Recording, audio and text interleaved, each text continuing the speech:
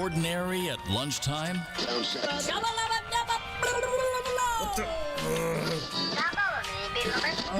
Why not try something smart to chew on? The Lunchroom on RCI, Monday to Friday, 12:45 to 2 p.m. The Lunchroom, informative, enlightening, provocative, engaging. The Lunchroom on RCI, food for thought. The station that gives you, more lunch.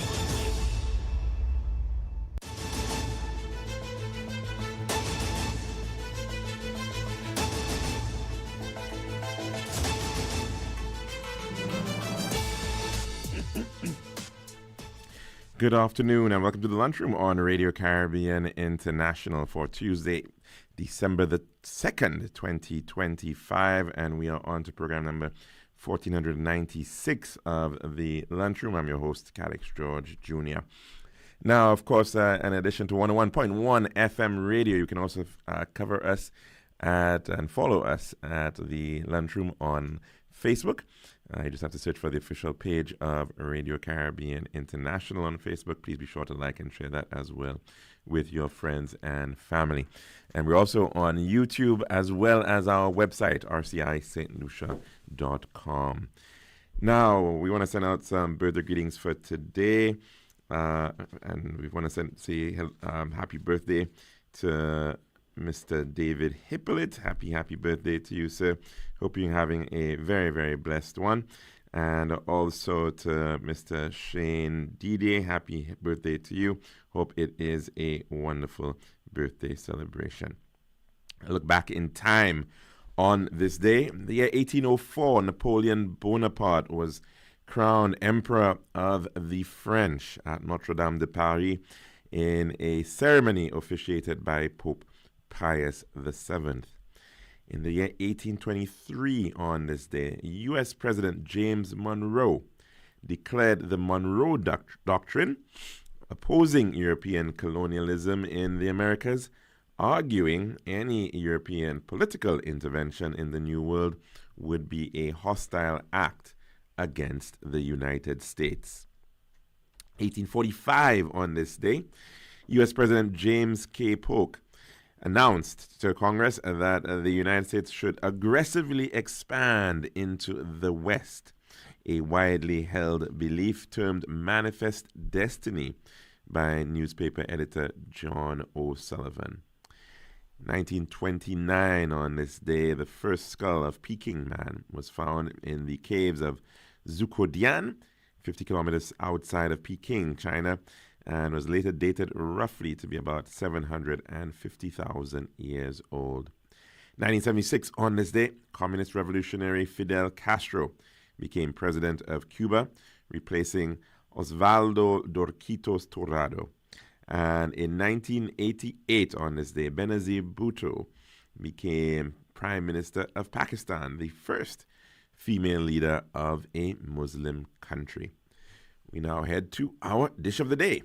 Every bed in our hospitals tells a story of someone's mother, someone's brother, someone's friend. And when that story of care is complete, it's time for the next chapter, home. But too often, discharged patients are left waiting hours, days, weeks, sometimes months, not because they want to stay, but because no one comes. We understand life gets busy. But every extra day they wait means another patient, perhaps in pain, perhaps in crisis, can't get the bed they desperately need. So when the call comes that your loved one is ready, please be ready too.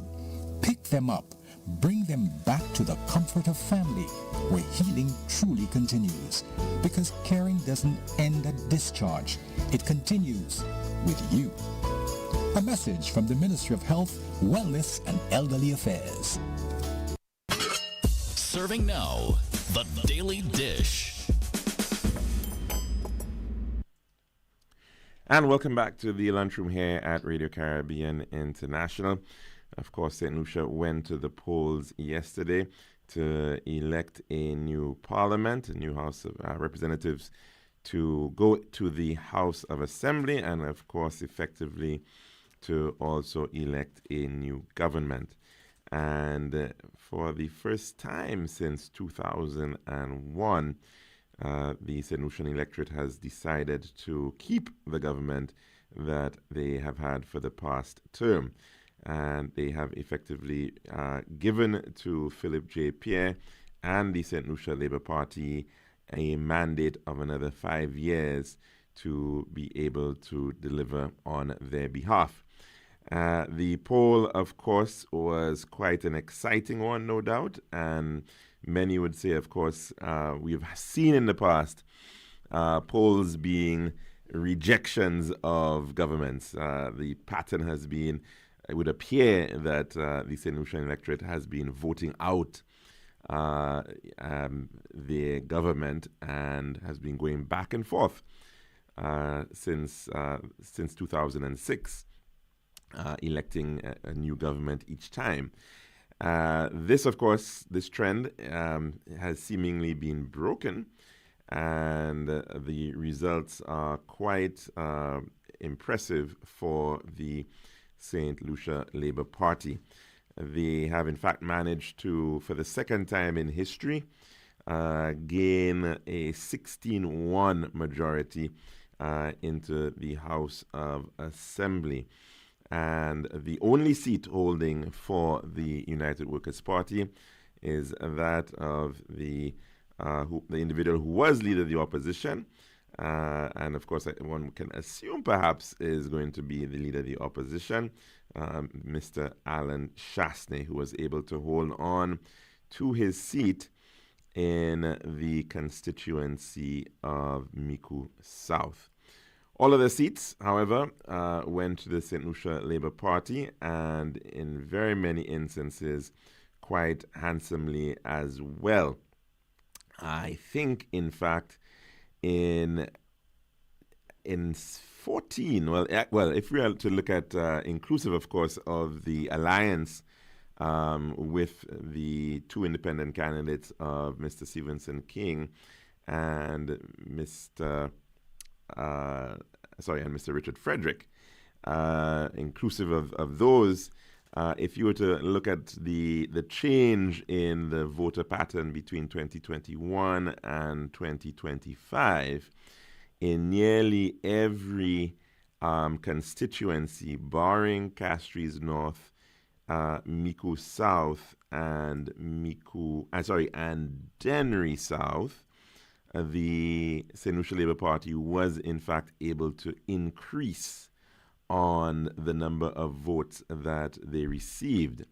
Now, quite often, when a party gets a very large mandate, like they got back in 2021, the assumption that is used by a lot of political scientists and others would be that there would be a gradual decline in the results in future elections. And that is because one thinks that once a government is in power, it has, of course, to deliver. It has to excite the electorate. It has to be able to keep them engaged. And that's sometimes very difficult once the rigors of governance come to the fore and decisions have to be made. Many individuals sometimes become disgruntled, and generally speaking, as well, people begin to take things for granted, inclusive of the base support of the incumbent party, and they begin to see a drop in the turnout to support the party in power. This, of course, is completely the reverse in this 2025 general elections, because, in fact, the St. Lucia Labour Party was able to increase on its total vote count in comparison to 2021.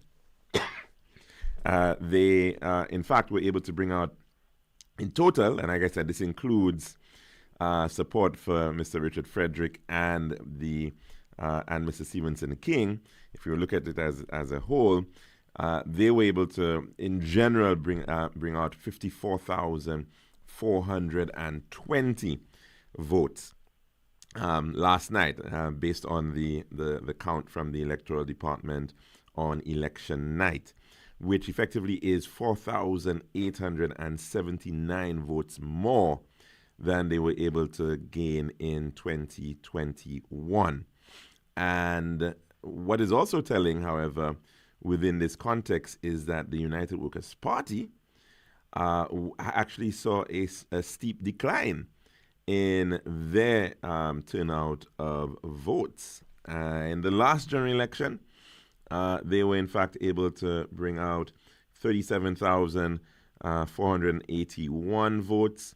The election before that, back in 2016, they were able to bring out 46,000 odd votes. And so if you go back again into 2011, they were able to bring out 39,000 votes. And that's where they've generally been, somewhere about in about 39, 38,000. If you go back to 2006 as well, the turnout was about 39,000 votes for the UWP. And when you now look at where it is at, only 32,000 votes, 32,545 votes were cast for the United Workers' Party. And so, in effect, the UWP saw significant drops in nearly every seat that they were contesting, with the exception of the seat of Soufrière, where they saw a very, very small increase of 8 more votes over what they got in 2021.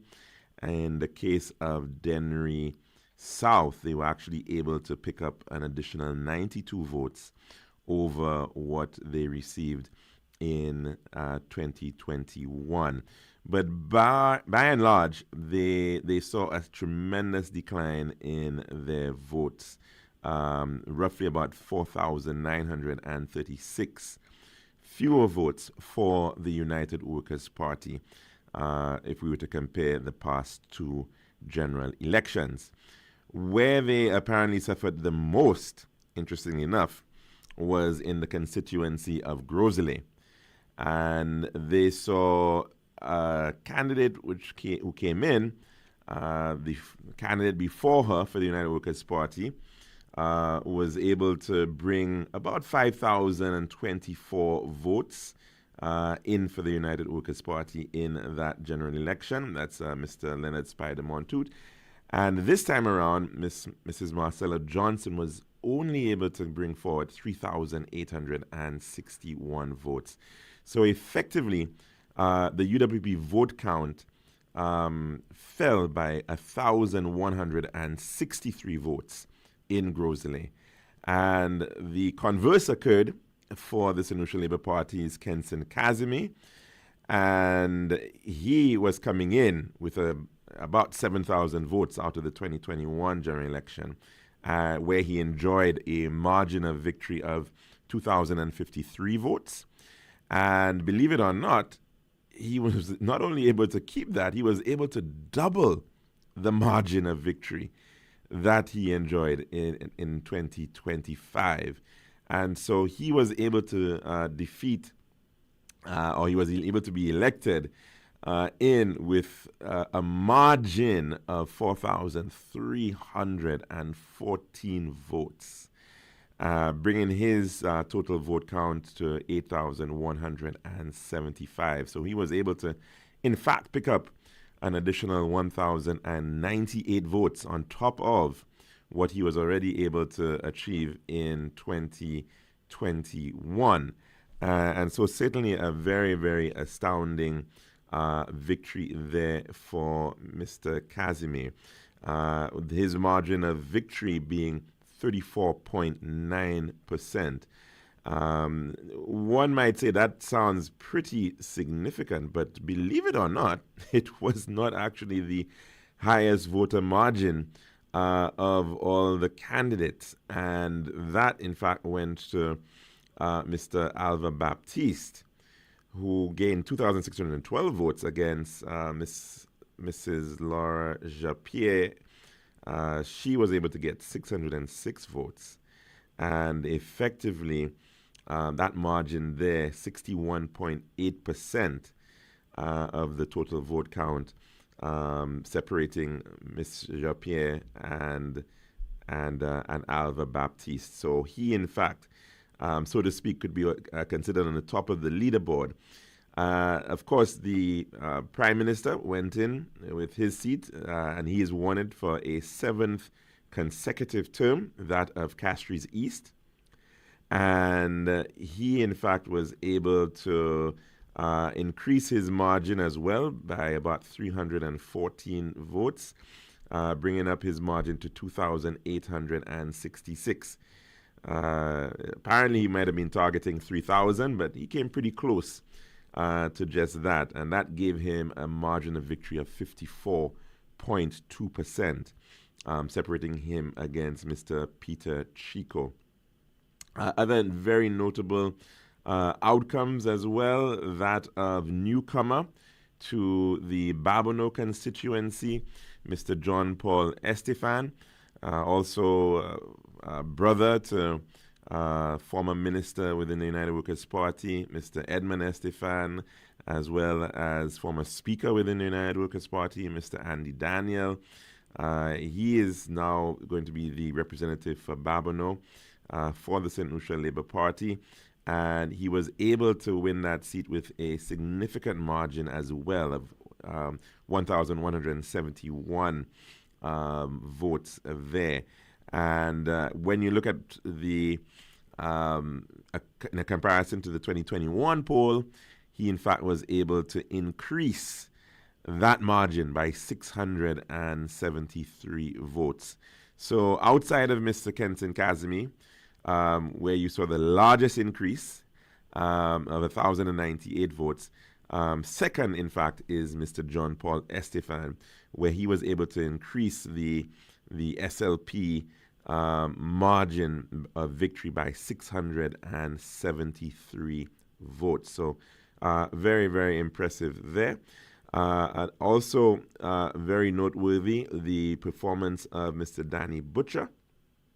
And he, in fact, has the third, I believe it's the third highest of the margins of victory.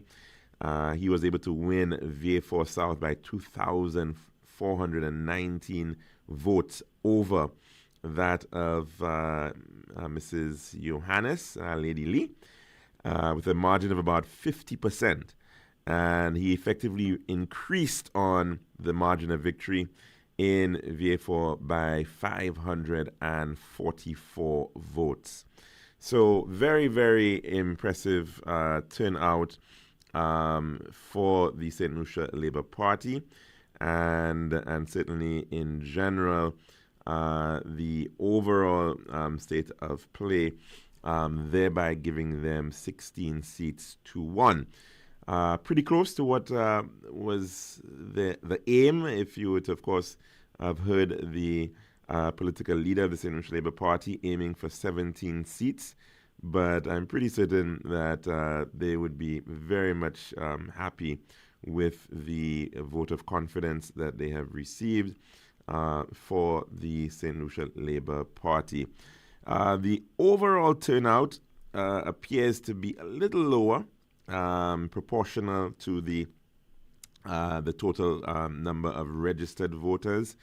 In the 2021 general election, the voter turnout was a little bit over 50.9%, well, a bit over 50%, 50.9%. This time, according to the figures here, the voter turnout being 48.5%.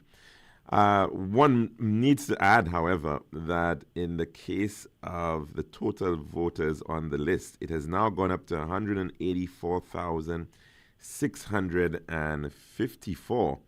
And so that's another additional 10,000 new voters included on the voters list. Now, one has to ask, precisely, of course, we'll expect that we're getting persons coming of age and they're getting onto the list, and we also have persons who have migrated to St. Lucia and they've been living here for a period of time and they get onto the voters list. But at this point, effectively, the voters list has surpassed the estimated population of St. Lucia.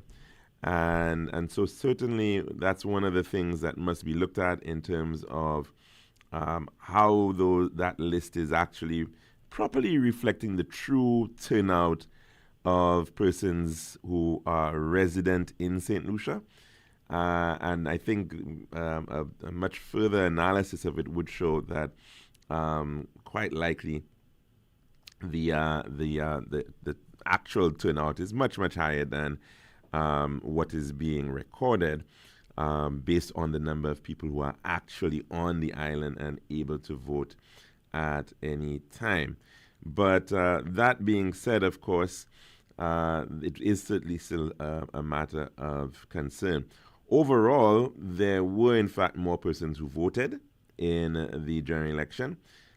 In 2021, there were 89,052 persons, and in this poll, there were 89,559 persons. So about 507 more persons voted in the 2025 general elections. However, because of course the list has grown by nearly 10,000 persons, then we saw that the voter turnout has in fact gone down. And so definitely a matter of concern. The question is why so many people do in fact stay home, they don't come out to vote. Are we properly considering the challenges of persons in terms of getting out from work, depending on the type of work that they have, even though, of course, under the law, persons are guaranteed time off to be able to vote. So the matter of the efficiency of the electoral system is certainly one that needs to be considered. Can we improve in the flow rates of how quickly persons can actually vote, how easily they can vote? And in fact, can we see an uptick in that turnout if persons are afforded the opportunity to vote in early voting or maybe absentee voting if they are not on island?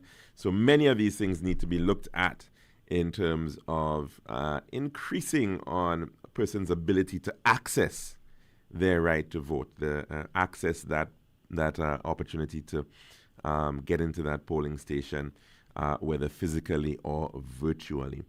And so that is the outcome of the 2025 general elections, a resounding victory for the St. Lucia Labour Party and its alliance, Red-Blue Alliance, of course, as well.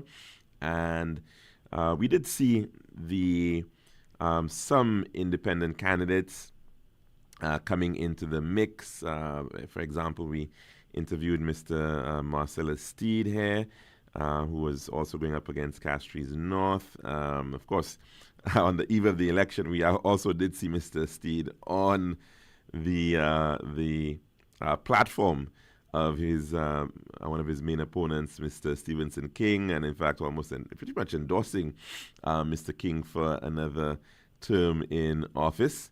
And we also noted the presence of Mr. Stanley Felix, who put himself up to contest the Castries Central constituency.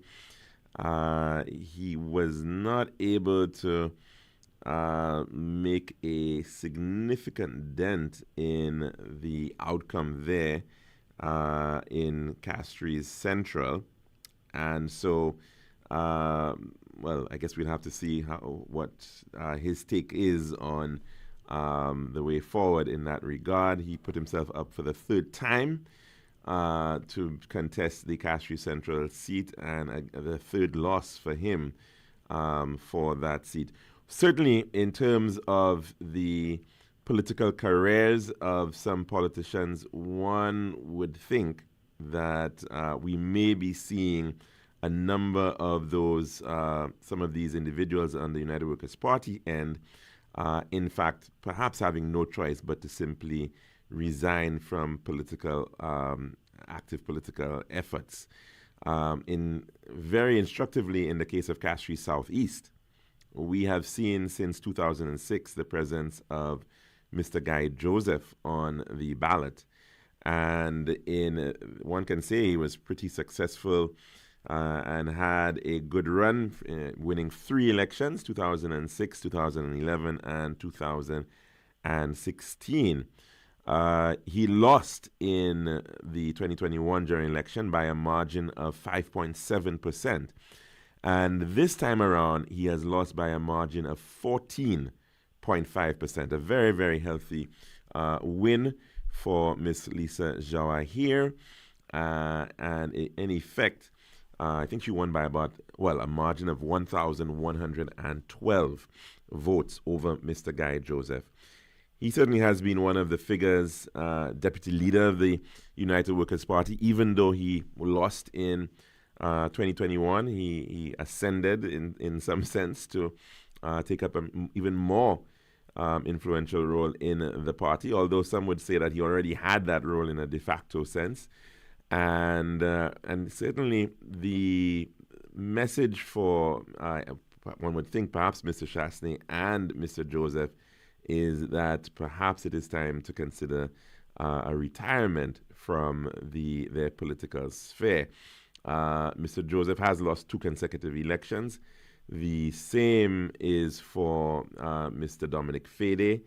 He has also lost 2 consecutive elections. Again, in the 2021 poll, he may have argued that it was a close race. The margin of victory for Mr. Wayne Girard was 3.3%. This time around, Mr. Wayne Girard's margin increased substantially to 11.7%, effectively winning that seat by 592 votes. And so again, the question for him too, after the second defeat in a row, does it really make sense to continue in that same vein? And as well, and this is the thing about it when you look at it, a number of the slate of the United Workers' Party were in fact individuals who had already been defeated in 2021. Another example of that being Mr. Herod Stanislas. He was put back up in the 2025 poll, and again he was defeated by Auntie Emma Hippolyte. And she was able to win that seat by a margin of about 180 or so votes. Still a relatively slim margin, 3.5%, but at the same time, 2 consecutive defeats there. It's been a very hotly contested seat, and he really has not been able to keep up. Emma Hippolyte has been able to increase her margin a good deal. And so, in fact, that was the closest seat of all the seats in the 2021 general election, and she's been able to increase that margin. So it's pretty telling. One can say perhaps the one place that seemed to have been very competitive, interestingly enough, was that of Dennery South, which is in fact the smallest constituency on the island, with about 5,500 electors. And the St. Lucia Labour Party actually saw a decline of 53 in that seat, 53 votes over 2021. And the United Workers' Party actually saw an increase of 92 votes. So certainly they'll be looking at that. Of course, there is a mandatory recount which occurs the day after the poll, and this is regardless of what occurs. Some people would request a recount, but this is a mandatory recount that is done by the Electoral Department, and that's of course already ongoing. And so some of these figures which we mentioned might change slightly, but highly unlikely that there would in fact be any kind of changes in the results of who have been elected. But that is the outcome of the poll, and of course, so we definitely want to wish the new members of Parliament well. No doubt they would be Soon the Prime Minister would be sworn in as well. Later on, no doubt, the Cabinet would be sworn in.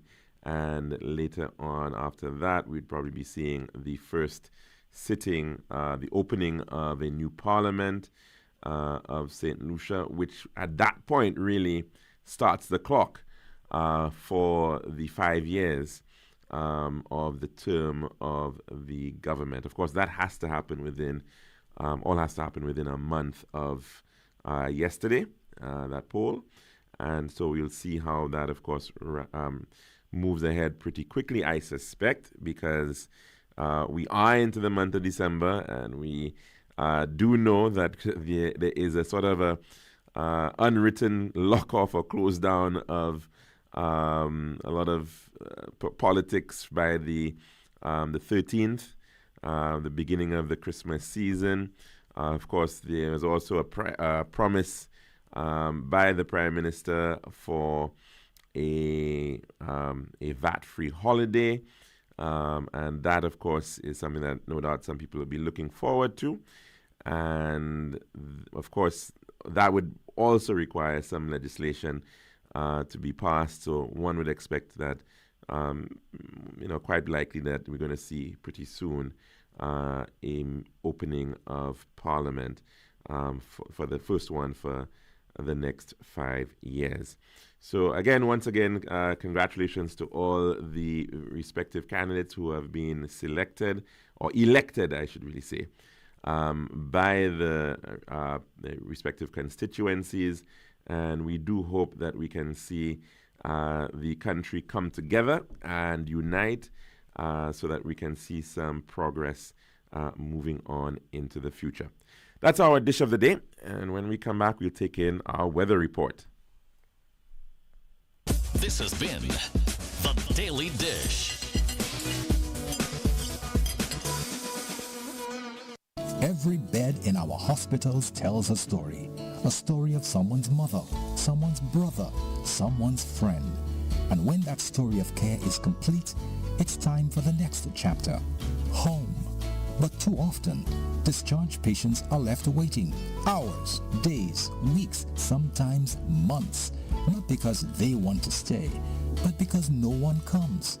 We understand life gets busy, but every extra day they wait means another patient, perhaps in pain, perhaps in crisis, can't get the bed they desperately need.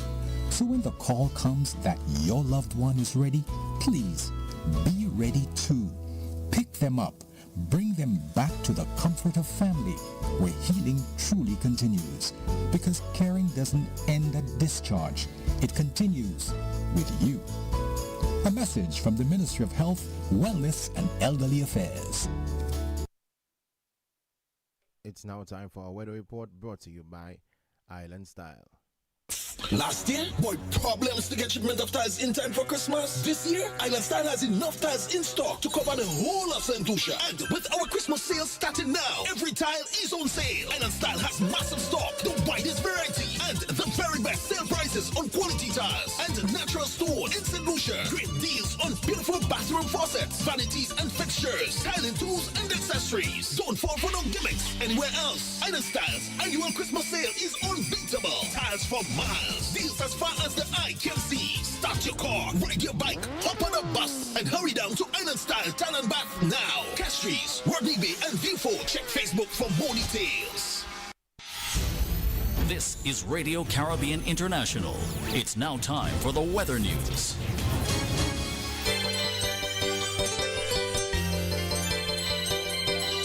And the forecast for St. Lucia Valley for the next 24 hours. Winds will be blowing from between the east and east-northeast near 14 miles per hour or 22 kilometers per hour, becoming lighter at times. Weather: partly cloudy skies becoming cloudy at times with some scattered showers, light to moderate showers.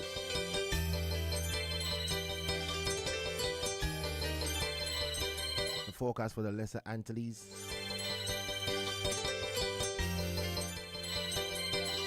partly cloudy to cloudy at times with scattered showers. with light to heavy scattered showers and a chance of isolated thunderstorms. The weather summary. A weak to low-level trough will continue to cause reduced wind speeds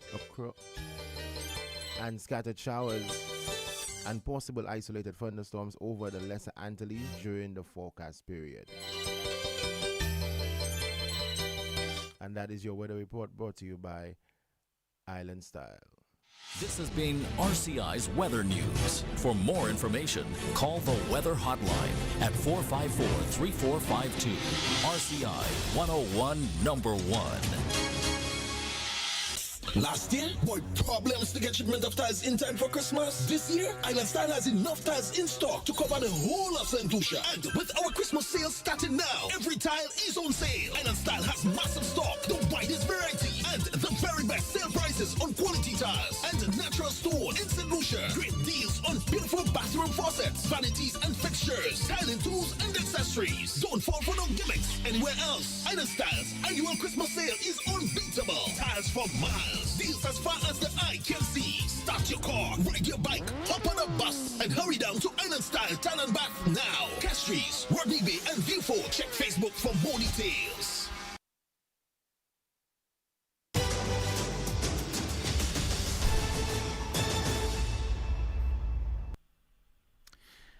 And welcome back to the Lunchroom here at Radio Caribbean International. Now, of course, if you want to call in to tell us what's on your plate today, you can do just that. The number to call in is 452-3046. Again, 452-3046. And you can also message in on our WhatsApp number, I believe. That number is 724-0008. So, of course, if you want to call us to tell us your thoughts regarding the outcome of the general elections, please, we would certainly welcome your contributions. Good afternoon and welcome to the Lunchroom. What's on your plate today? How are you doing, caller? Wonderful.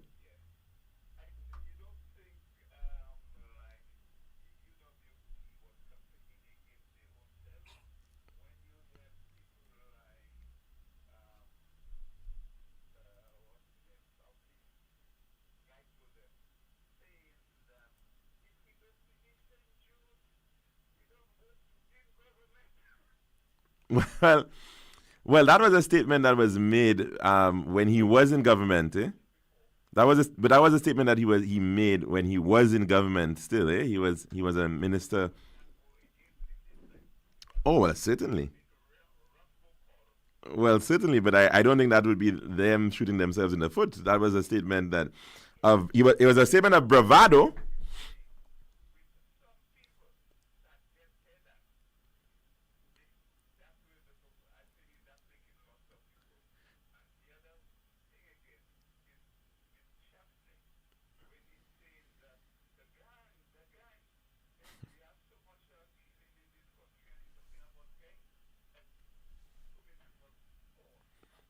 Very, very. That one was very strange. I have to say that that approach to campaign, as you're rightfully saying, was completely misplaced. They embraced this. Well, again, because maybe where they were getting support from in terms of the UNC in Trinidad and Tobago, and we saw the likes of Macamillion and the whole "Yellow is the Code." An attempt to transplant that message and the Trinidad music into our campaign. So you were hearing these comments about gangs and gangs being good, and we heard gangster is yellow. You know, a very, very strange association that they were trying to make.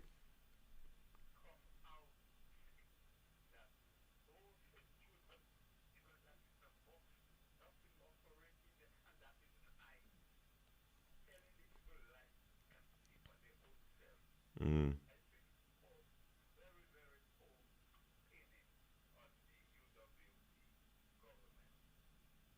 Well, I mean, UWP, the UWP, the approach was very strange. I agree with you, caller, but then I think part of the challenge that started off was that the UWP lost the 2021 general election, it did perhaps very little proper introspection to determine why they lost that general election.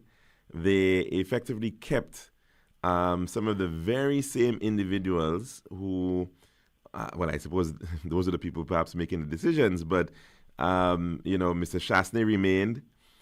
You saw Mr. Joseph remaining and even taking up the position of deputy leader. You saw Mr. Fede remaining as well. And so, and then, of course, even in terms of some of the new candidates that they brought forward, many persons were like wondering, in terms of why those individuals were being brought forward. They did not see a very competitive opportunity there. And so I think, it was their attempts now to then, they were looking for areas perhaps where they believed in certain segments of the population they might be able to gain some resonance.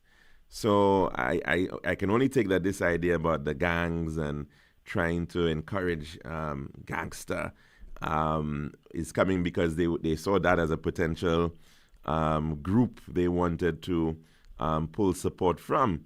But, at the same time, they would also want to be pulling support from the more conservative parts of the society. So it really did not match very well with what was traditionally their brand and traditionally where they would be looking for support.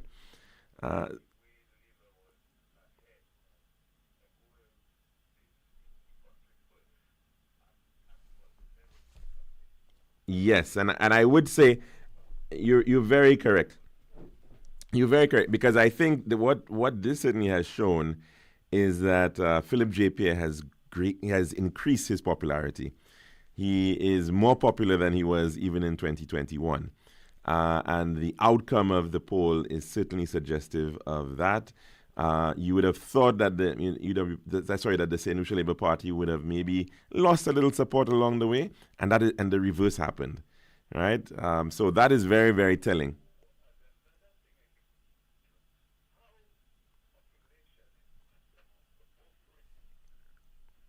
Sorry, you're breaking up, caller. Could you?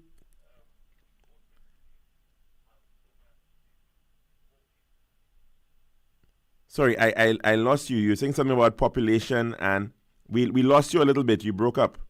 Yes, caller, go right ahead. We didn't hear clearly what you said.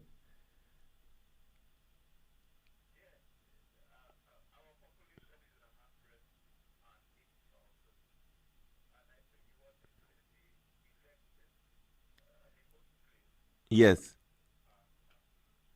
It's about 184,000. Yeah. So it's pretty much it's a little over the the voter. The voters list is larger than the population. All right, caller. Yes. Sure. Thanks very much for that intervention, caller. But yes, and that's what we were discussing, that the voters list is pretty sizable, and perhaps we will definitely have to look at figuring out how many of those individuals are actually resident in St. Lucia. I think there was an exercise that was done some years back by the electoral department, and perhaps it's something that they would have to do again, in terms of some sort of enumeration to identify voters and whether in fact they are on island. And of course, how do you treat individuals who may be off and on? They're working overseas, part-time. I'm thinking especially those who are sometimes at university, or persons on cruise ships working, or maybe on these farm programs, for example. So you do have a lot of these people who are maybe out at particular times of the year. And so certainly that list needs to be looked at to make some better sense of how it squares up against the population. And that, of course, is something. There's clearly some work that needs to be done in terms of the whole process of elections in St. Lucia to make it a little bit more attractive and to ensure that it's fairer as well. We spoke about that yesterday the whole matter of Grosley being so much larger than the other constituencies. Interestingly enough, a part of St. Lucia that we see sometimes think that is pretty, rural, and that is Choiseul, seems to have a very large number of individuals on the voters list now. It in fact increased quite significantly in the year 2021. In the year 2021, there were 9,346 voters on the list for the constituency of Choiseul, and in the 2025 election, it went up to 11,539. So that's a pretty large increase for a constituency of its size.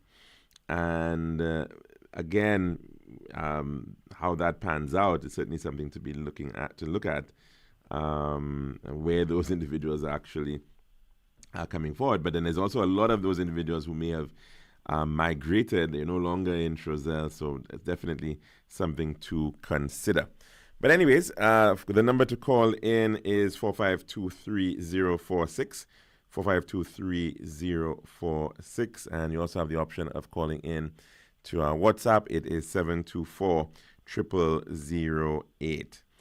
Now, some people may be wondering how that election of the 16-1 victory of 2025 compares to the 16-1 victory of 1997. And of course, the population has changed. Back in 1997, there were 107,000 persons on the voters list. And the St. Lucia Labour Party was able to gain 44,203 votes in that election. The United Workers' Party, 26,325 votes in that election. And the turnout in that election was 68.4%. The margin of victory works out to be about 24.3%. When you look at the SLP vote and the UWB vote, and the difference between the two will give you a sense of the margin of victory. But when you look at 2025, of course, the population has increased substantially. The voters list now is 184,654 total voters.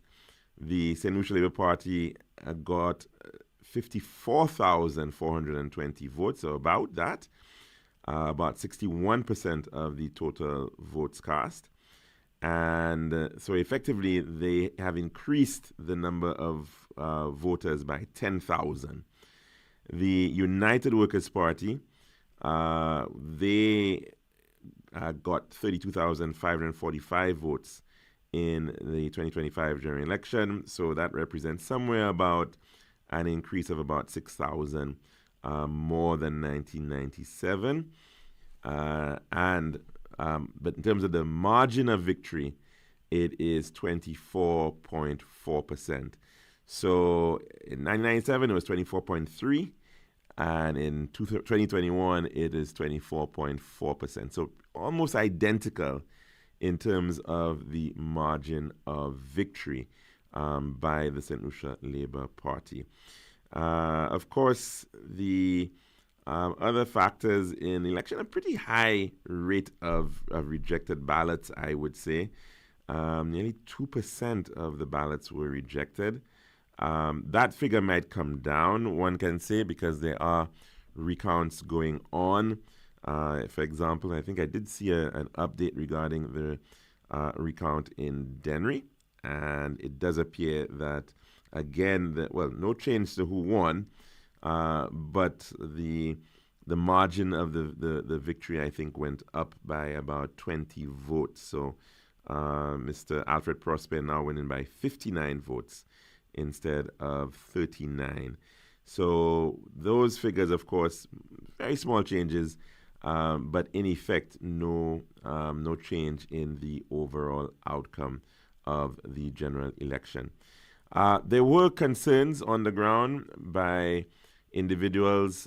We saw quite a number of issues with respect to that of candidates being found with large sums of money on them and their presence. There have been allegations of vote buying and other inducements being utilized by candidates and their operatives. So it is certainly a matter of concern that we would like to be able to believe at some point can be expunged from our political experience. It is certainly not a good approach when we can see people are simply going to give their vote for, the proverbial 30 pieces of silver. And let's hope, of course, we've heard in the past the quote-unquote chicken and rum politics and criticisms being made of that approach as well over the years. But how of course, we can get our electorate to be a lot more savvy, a lot more, I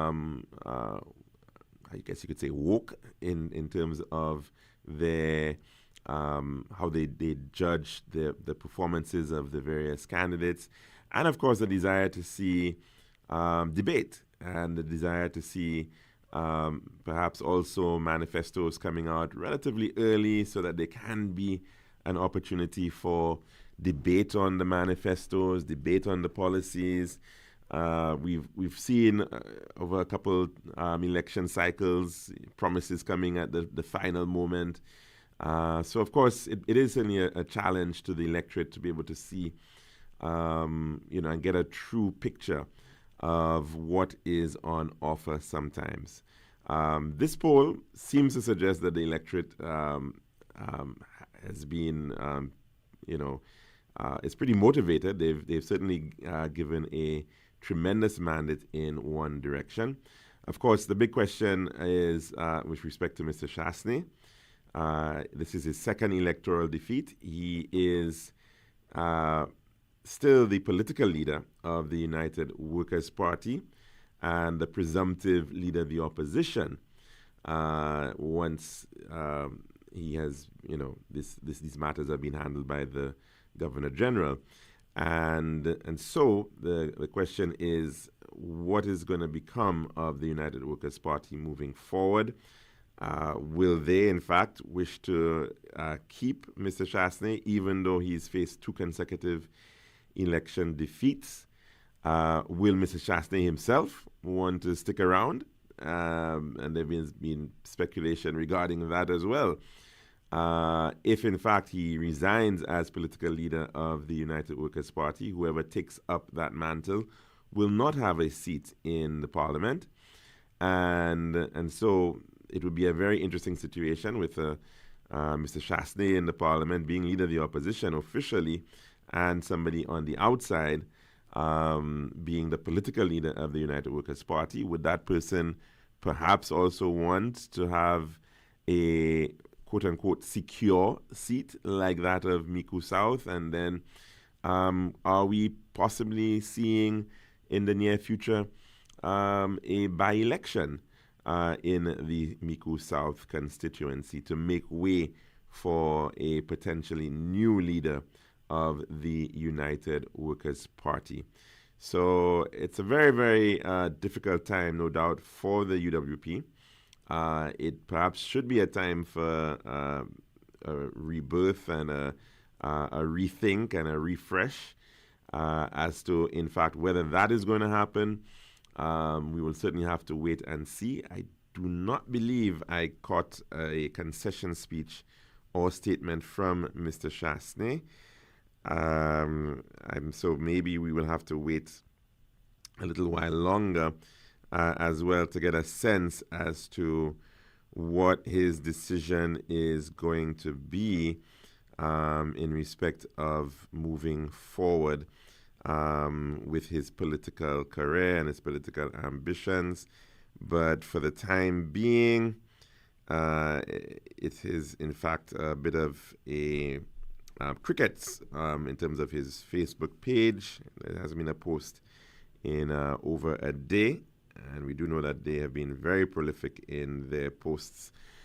So again, we will have to wait and hear from the presumptive leader of the opposition as to what his position is going to be within the United Workers' Party, how the United Workers' Party is going to be moving forward from this very, very stark defeat. Of course, again, all the best to all those who have been elected, and we do hope that in the coming days we can continue to see, we can begin to see, of course, the formation of a new government and what that might look like. So, of course, very exciting times, no doubt, for Mr. Pierre as he looks to create his second ministry and to, in fact, look forward to another 5 years of governance. That's our program for today. And, of course, we will be back again tomorrow, God willing, for another program. Hope you can join us for that. I'm your host, Calix George Jr., saying goodbye.